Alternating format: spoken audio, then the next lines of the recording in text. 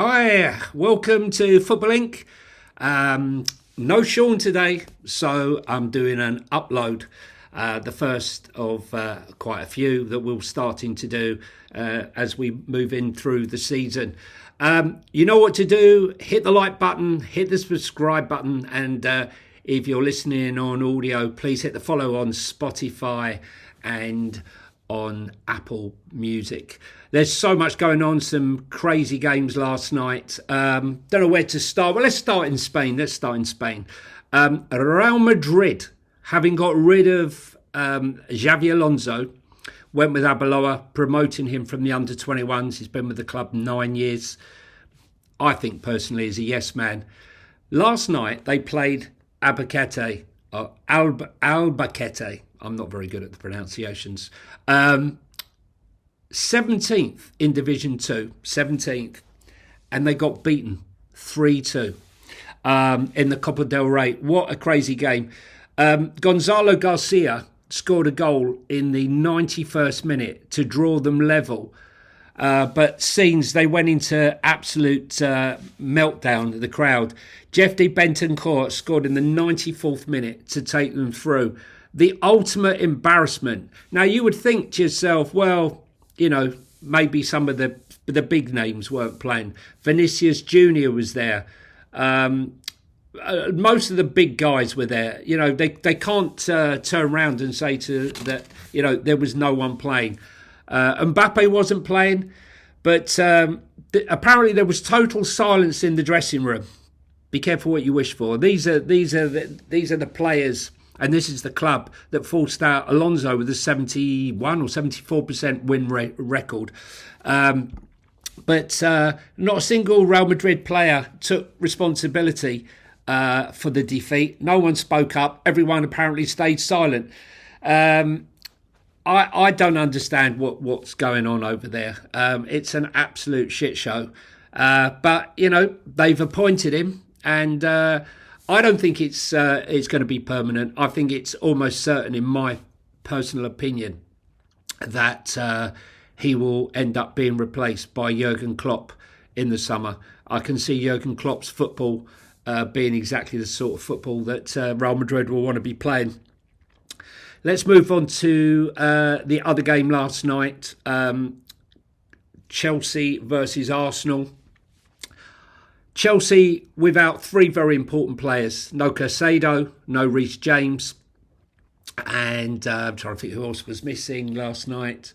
Listen, they were without three of the most important players last night. So I thought that they would absolutely get smashed by Arsenal. And in fairness, they really were. But they battled. Chelsea, I felt. Arsenal were far the better team in the first half and in the second, really. But they never took their chances. Gyökeres with the first goal, whether or not that will set him up to start scoring goals, I'm not so sure. I'm not positive he's gonna make the top of the goal scoring charts. But what he does, he's strong and he's physical and he's creating space for the likes of others to fill that space and score goals. I think they're still in the game. I think that Arsenal really had an opportunity to kill this game off, and I know Chelsea are going to be away for the second leg in 3 weeks' time, but I think they're still in it. Rafinha seemed quite annoyed, and I'm amazed that he's the first one that's speaking out about Arsenal's antics, the dark arts, trying to delay the game in the first half. He was complaining about it all the way through the first half, and the fourth official was saying, "Yeah, I hear you. I'm going to add it on." And what happened? Nothing. They added 1 minute of extra time. They're fortunate to come out with 3-2 defeat, but it's going to be an interesting game, that second leg. I think Chelsea could still be in it if they can get the players back. Over to my club, Tottenham. The usual shit show. Basically, Alejo Veliz, who's at Rosario Central, apparently the deal to take him to Brazilian club Bahia for $10 million, £10 million, was all but set and done. He was going, that's Manchester City's club in Brazil. But it's transpired that apparently there's a clause in the contract that Tottenham, surprise, surprise, didn't notice. And that contract says that if Alejo Veliz doesn't play more than 50% of the games for Rosario Central, then he can move on. He can be called back and he can be sold. Unfortunately, he's played more than 50% of the games, and there's no get-out clause for Tottenham. It is the usual shit show at the club. It's not the first time it's happened. You know, it's happened with Matt Doherty, where he was going on a club and they realised that they'd loaned too many players out and therefore Matt Doherty can't go out on loan. Absolute farce. Well, hopefully now that we've got a new guy in who's going to turn it all around, and that is Carlos Rafael Mawson, the new director of football operations, a newly created role at the club. There's been a lot of newly created roles at the club, to build a modern, high-performing football structure to drive long-term success. Known as Rafi, he joins from the City Group, where he spent more than a decade in senior roles across the global football model. He's been to all of the clubs from New York to Asia and the likes. And they say that Rafi's appointment is part of a sustained focus on strengthening the foundations that support performance on the pitch, which include the appointment of Dan Lewington as performance director, who will join us next month. Well, they need to get themselves in order. There's been far too many incidents over the last 3 or 4 years where Spurs have made mess-ups, screw-ups, and we paid the price for them. It's all very well and good having this structure off the pitch, but we need to start getting some structure on the pitch. And I'm not sure whether these will make a huge difference, but we will soon see what's going on. As far as transfer news is concerned, let's have a look at that. Bournemouth are interested in Vasco da Gama's winger Rayan. No formal offer has been sent, but Bournemouth have opened talks with the Brazilian side. The 19-year-old would be seen as a replacement for Antoine Semenyo, who left the club recently. He's a Brazilian youth international, having played under 17s and under 20s, and has been on the radar of Brazilian Carlo Ancelotti. You just know that you might not have heard of him now, but you probably will be hearing of him very soon. Atletico Madrid, having got rid of Conor Gallagher to Spurs, are now looking at replacing him with Wolves' João Gomez. Bit of a favourite of mine. I've always thought he was a really good midfielder. Surprised really that someone else hasn't picked him up. I don't expect this one, if I'm honest, to go through in the January window.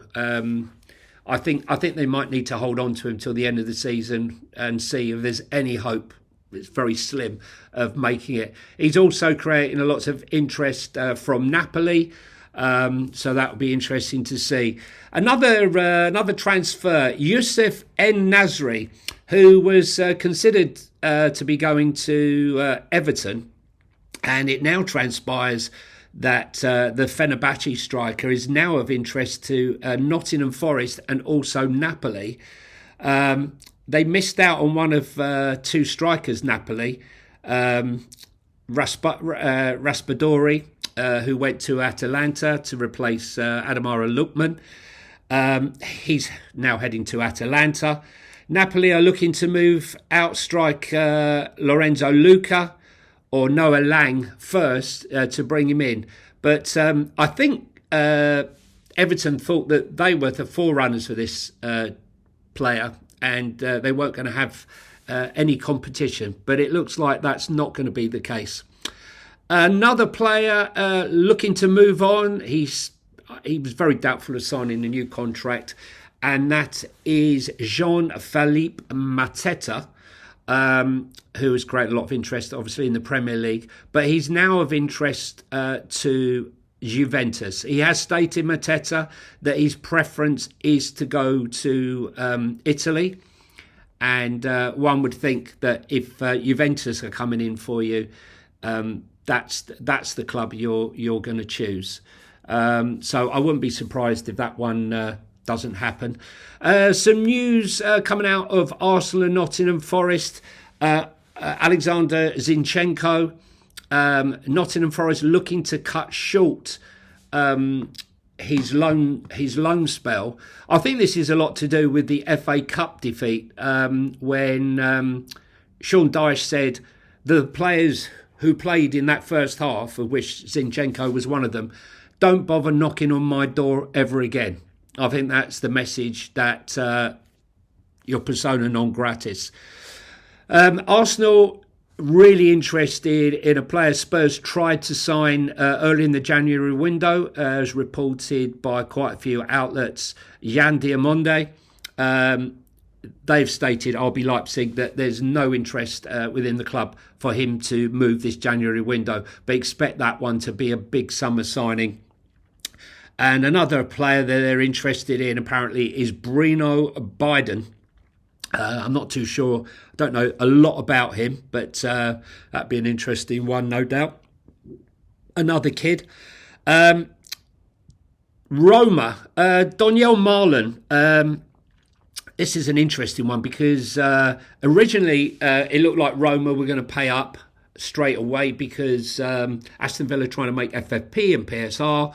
But now it's transpiring they're trying to do a deal with a loan with an obligation at the end of the year. I'm not quite sure how that affects Aston Villa making all the requirements that are needed for UEFA to meet their deadline. So if they break that rule, they'll be fined again. So they're sailing close to the wind at the moment. But it hasn't stopped them been linked with quite a few players. We saw this with Tammy Abrahams being linked from Besiktas. And now today, they've been linked with a January bid for Castrat Barcelona for Ferran Torres, a bid rumoured to be around £52 million. I'm not quite sure how they're going to get the money for that one, but stay tuned for that. There might be a bit of creative accounting. There always is with Aston Villa. Chelsea have approached Feyenoord for their winger Anis Haji Musa to explore a potential transfer. If you've seen him in the Champions League, he's been one of the more influential attacking wingers, done very, very well. I mentioned on yesterday's show with Sean that they're looking at spending big in the summer, but we shall see. The on-running saga that is Mark Gahey. Every day there's another story. We mentioned that Bayern Munich have sort of a head start in a sense because they can sign a pre-contract before the January window closes, and it looks to me that they are trying to do just that and trying to entice him with a contract. A significant contract, even though they've signed Upamecano renewing his contract. Liverpool are saying that they're not willing to pay the money until the summer, but you've also got Manchester City who are saying, look, we will do whatever it takes to try and get Mark Gahey because they've got holes to fill in that Manchester City back line now with the injuries. And then you've got Arsenal who are interested. Mark Gahey himself is rumoured, not factually, but rumoured, that he is not interested in going to Manchester City. I find that one a little bit strange, but maybe he doesn't want to move out of London. Manchester United are preparing to part ways with Manuel Ugarte, who I felt would do much better than he has done at the club. Lots of interest from him in Spain. So we will see what happens with that one. Germany manager Nagelsmann is now rumoured to be one of the targets. Probably one of 4 or 5 managers that were going to become available come the summer after the World Cup there, you got Nagelsmann, you got Tommy Tuchel, you got Pochettino. Maybe Ancelotti will leave the Brazil job after the World Cup. I'm not sure how long that contract is for. But Man United is still an attractive proposition to become a manager. You get well paid, and if you mess up, you get well paid for the failure. They are, though, however, worried that they're going to lose Bruno Fernandes in the summer. This story going to Saudi has been rearing its head for the last 2 windows. I can't see him going now, but the summer it is definitely possible. Nearly said Bruno Guimaraes before, but I'm going to mention him now because he's been strongly linked with interest from Real Madrid, who are really in a mess at the moment. I think they're going to have to restructure not only their manager but some of the players. I think a lot of those players are going to get big money, so they're not going to struggle for finances to get these guys in. They're also interested in Gabriel Martinelli. Amazing that Arsenal will let him go. His form did dip, but the new signing seems to have rekindled him.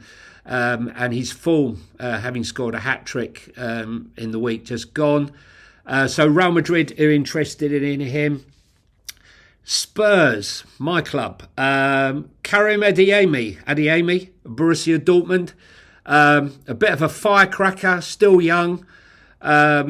Thomas Frank said he has a no dickhead policy. I'm not sure whether or not he fits that bill. But look, he's a good player, but I'm not so sure he's the guy. Sami Agahawa from Porto is another one rumoured to be of interest in Spurs. I think Spurs want to try and make a statement signing, but every time Spurs have tried to make a statement signing, a big financial statement signing, they haven't been massive successes. So I'm more interested in making sure that the club buy a player who is a success for the club and is not based on the fee. As we saw with Alexander Isak and some of the Florian Wirtz and other signings throughout the Premier League this year. Anthony Elanga, spending huge money does not guarantee success on the football pitch. It's about, scouting the right player to fit the system that you've got. And I think just trying to make a statement signing from the new board isn't particularly the way to go. It's finding the right player. And obviously the price would help. West Ham United's Lucas Paqueta still causing trouble. He's got no loyalty, the guy. I mean, West Ham, who supported him all the way through his sort of ban or temporary ban on the charges of gambling. He caused the whole scene a few weeks back where he refused to go off. He got sent off, didn't he, in the end? And he's now saying he doesn't want to play unless he gets to go to his dream move to Flamengo in Brazil. The guy is just basically, he's a waste of space. Not the sort of person I think that any club would particularly want to get. I'm just looking at any other transfer interest at the moment. I think that's about it. Let's just quickly talk about the games last night in the AFCON, where Senegal beat Egypt 1-0. Sadio Mane with a long-range shot. Oh my God, this was sleep-inducing. This game. Egypt didn't look like they wanted to do anything other than to defend. And when you're considering they got Mohamed Salah and they got Mamouche, it was absolutely shocking. I really could not believe the way they were playing. But when Sadio Mane finally scored, late in the second half, all of a sudden they woke up. But it was too little, too late. The referee was more than a bit handy with the yellow cards, and a couple of their main players, their captain, and I'm trying to think who else will be out of the final. which is going to be a shame for them. And in the final, they will meet Morocco, who are in an equally, well, even more boring semi-final when they drew 0-0 with Nigeria. The hosts winning on penalties, and they will go to meet Senegal in the final. I personally hope that Senegal win, based from the fact that they're actually trying to play some football, at least trying. But interesting to see that most of those players who were at AFCON, I expect to see them back now for their teams, and Buemo and the likes. Spurs, Papa Matar Sarr was on the bench, didn't come on, so he won't be back for at least another week. So I think that's about it. That's about a roundup. I'll be back with Sean tomorrow. Again, guys, please hit the like, hit the subscribe, hit the comments button, and we look forward to seeing you soon. And from Football Inc., it's goodbye from me, and him's not there. Bye.